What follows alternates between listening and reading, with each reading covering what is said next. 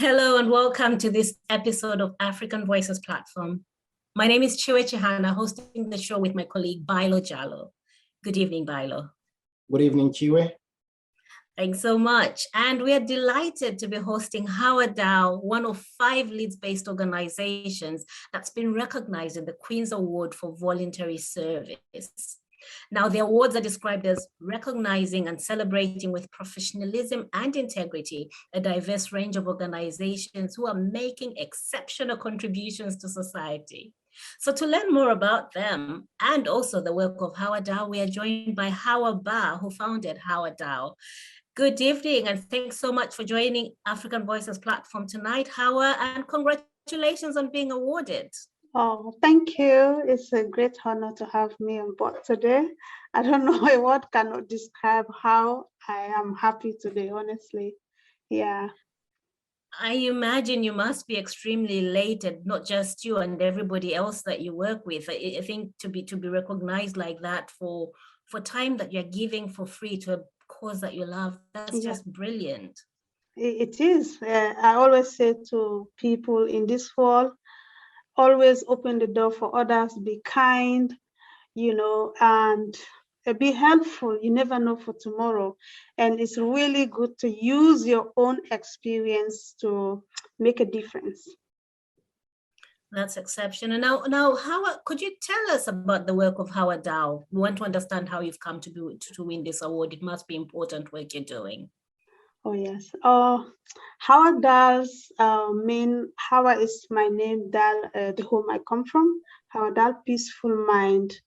I'm the founder of HawaDal Peaceful Mind. The reason that I create this is like my experience in the past. So then I thought I should use this because you need real people, real stories to make changes. To make sure that whatever happened to you doesn't happen, especially we women, doesn't happen to them. So that's why I create this and to highlight this issue, FGM, child forced marriage.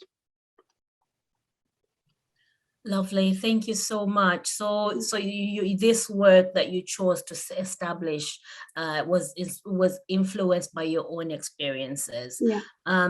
And thank you so much for sharing that. So before we get more into the details of the work itself, this award is obviously given to organizations with a certain percentage of volunteers, and the focus is on volunteers from what I've seen. What is the makeup of volunteers at HawaDal? So I'm assuming, like you said, they're survivors of FGM as well. But who else is there that's working, volunteering their time? What are the demographics? Okay, yeah. Most of them, they are survivors like me. And yes, some are not, they just learn from us, but it's issue that they really came to support to end it. And yeah, it's few of us, just few of us, but most of us, we are survivors. Okay, and how many are you? Because it must take a lot of time to do this work for it to have an impact. Exactly. And we are about 10 to 12. Before was like we started 6 people, then we increased 10 to 12. Okay, so the key question then for me is, for you to have chosen to volunteer for this very important cause, I would like to hear, what are the implications of FGM in women in particular and society at large? I'm sure there's why this cause? Why this? Well, FGM is horrible practice. It's something that kills you, because FGM is like someone that caught you with no medical training. Sometimes when they caught you, you bleed to death. And it also affects largely, like, for example, childbirth, urine problem, sexual relationship because of FGM is 4 types, like type 1, type 2, type 3, type 4. Right.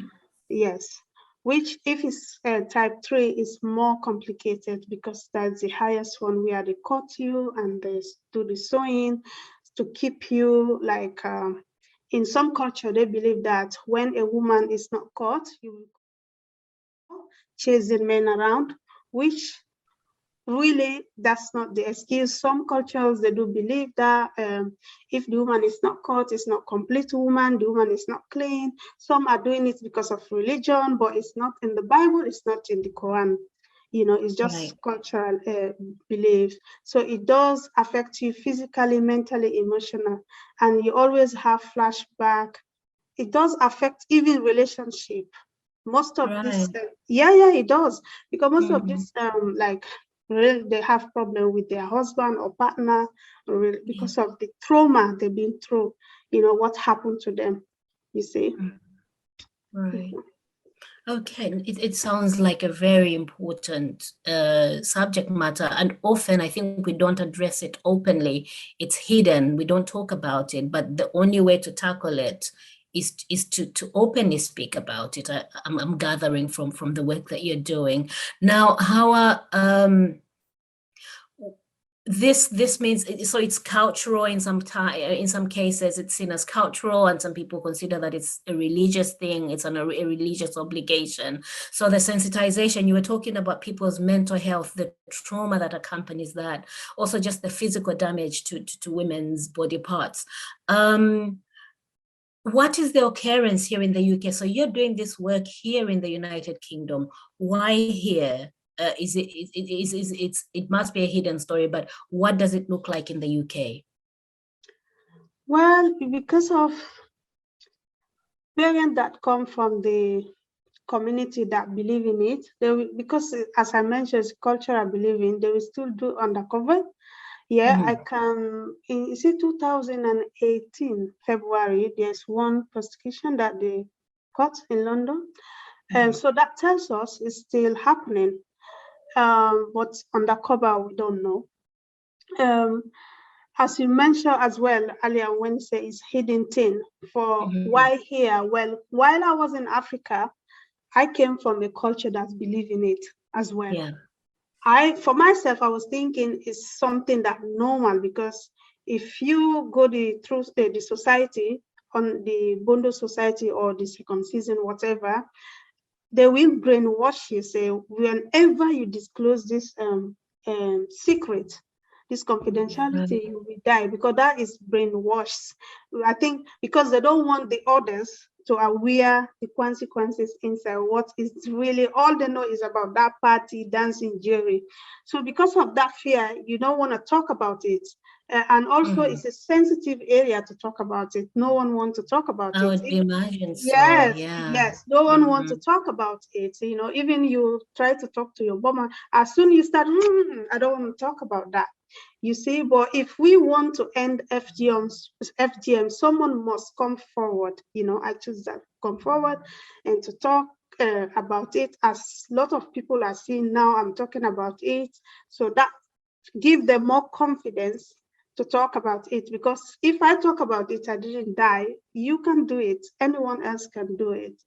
You see, and the other thing I wanted to say,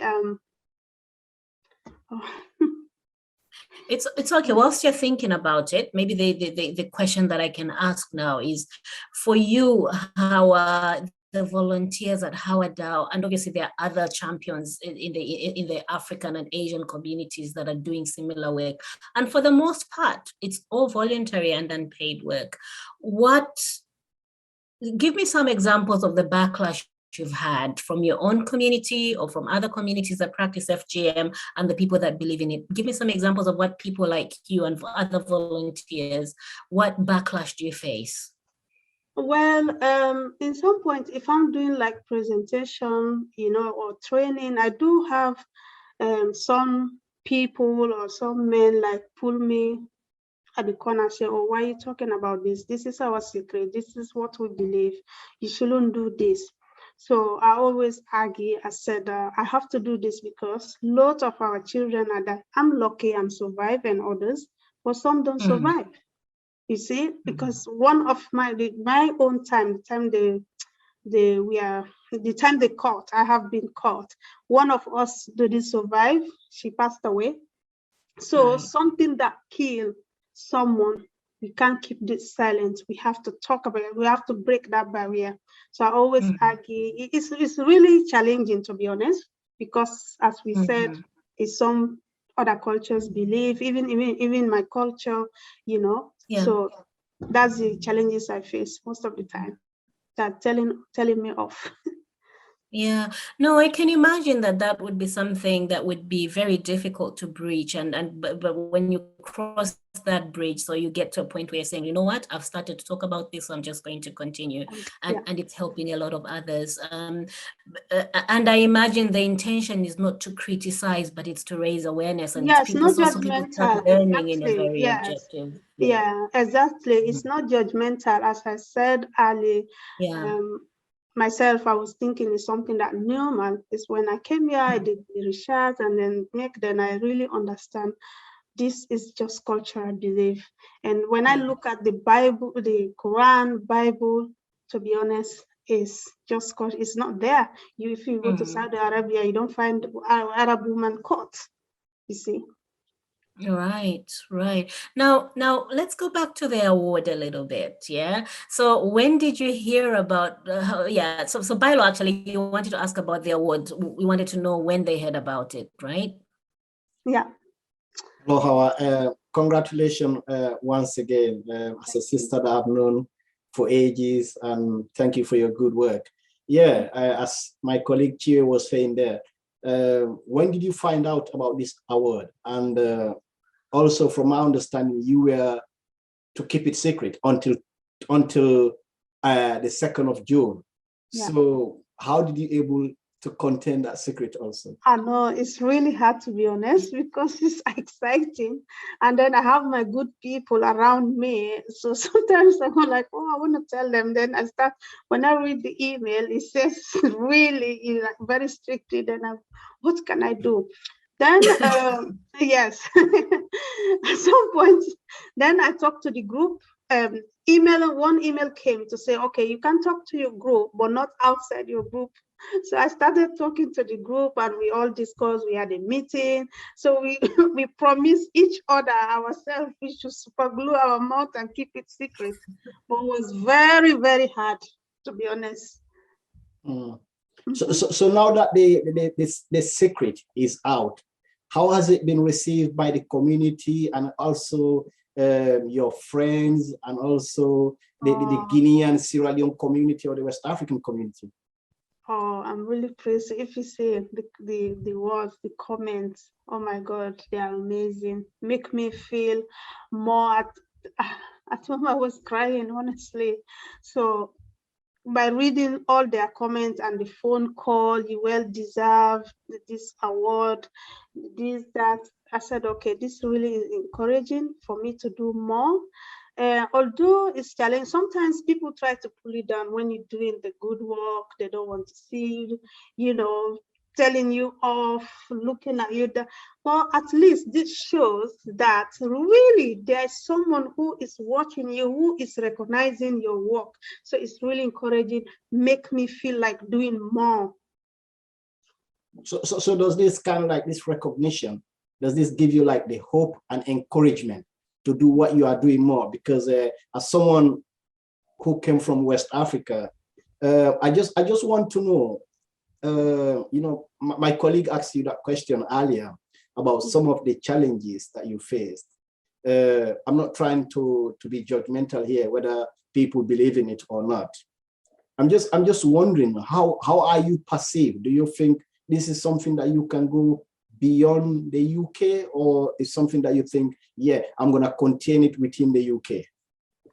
Yeah, I'm going to continue in the UK, even to educate our people if I can back home, because the trouble is started from there, you see. If we can educate, like we spread the word, we talk about it, and educate our people, maybe one day they will understand and stop it.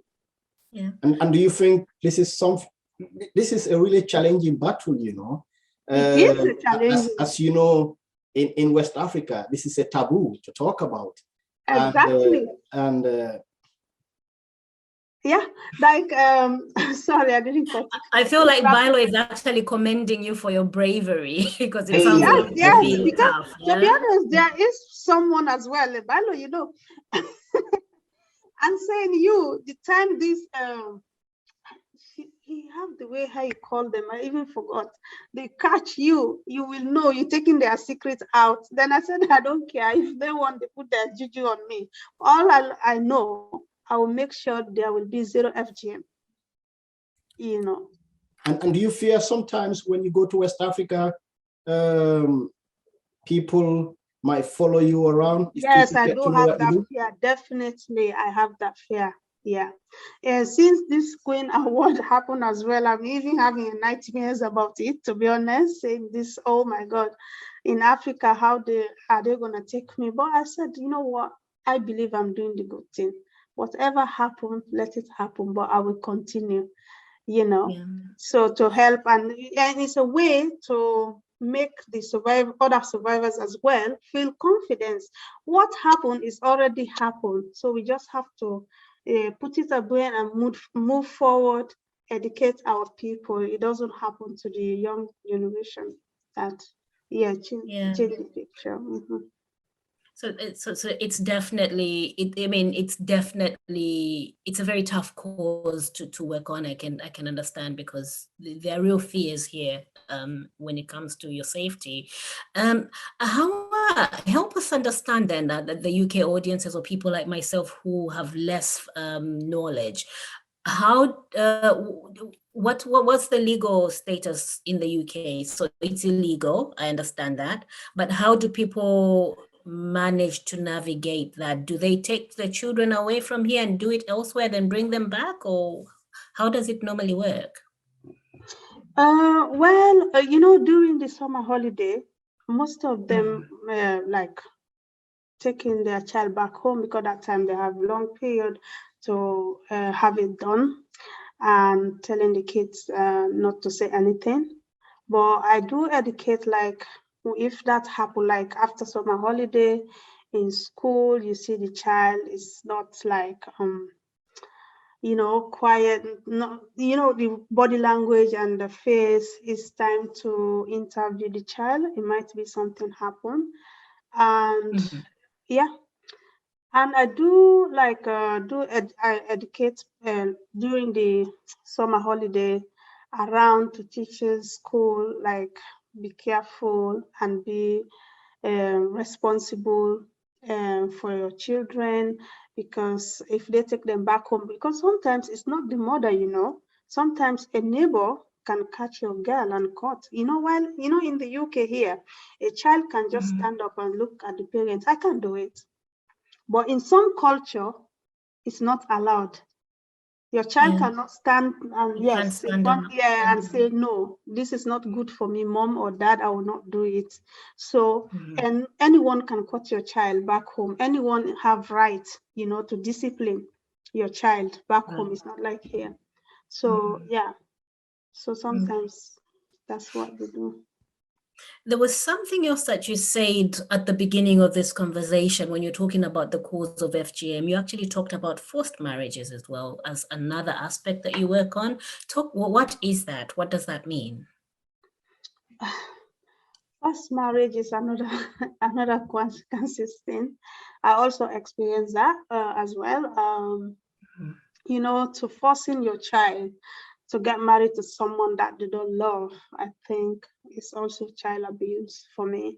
Yes, in other cultures, they believe that's the right thing. They believe they know what's good for their child.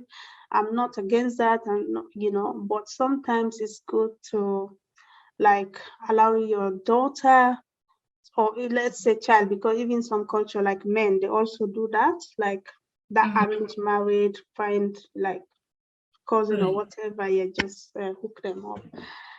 Because you have to think about your child happiness also. So it does affect him mentally as well, emotional, physically, marrying to someone that you don't love, and maybe you wanted to achieve, like go to school, finish your university, find the one that you love, And maybe also for me as somebody of African heritage as well, maybe we can talk about, there's also a difference between forced marriage and arranged marriage, because arranged marriage can be something you can say yes to or no Yes. to. Yes, Whereas yes. forced is where you don't have an option. It's Mhm. compulsory. You don't have a choice to say no. This is it, isn't it? That's the Yeah, difference. yeah, that's the difference. Yeah, and Yeah. largely we don't condemn arranged marriages because that's similar to people saying I'm going online dating. It's just that it's an app that's arranging your marriage, but it's, except in our circles, I guess it's you're introduced to somebody, and then if you're interested in the marriage, right? Okay, thank you for that clarity. Now, I would like to hear more about the volunteers that you were working with. I mean, how do Yeah, they very have other jobs? excited. What do they do? Because Yeah, volunteering is yeah, obviously time intensive and yes. There are financially. some of them they are nurses. Mhm. Some of them, yeah, like business owner, and some of them they are housewife, and yeah, some of them work different background, different setting of work. Yeah.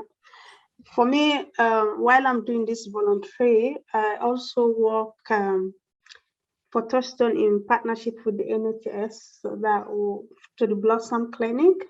All right. Yes, Yeah. I work there as an advocate for women, FGM survivors from 18 plus, non-pregnant. I think I saw a little bit about the Blossom Clinic, except I didn't realize that that's whom you work with as well. So they're also Leeds based, like you, Yes. yeah? Yeah. Mhm. Okay, all right. So are you a Leeds organization working only on Leeds cases, or do you work around the United Kingdom? I started on the list, but now it seems like it's going around the kingdom, yeah, United Kingdom, because sometimes they will contact me for like training, or yeah, I do. Absolutely. Well, that's really encouraging. And again, many congratulations to you Thank and your you. volunteers on Thank this. you. I'll bring Bilo back into the conversation. All right.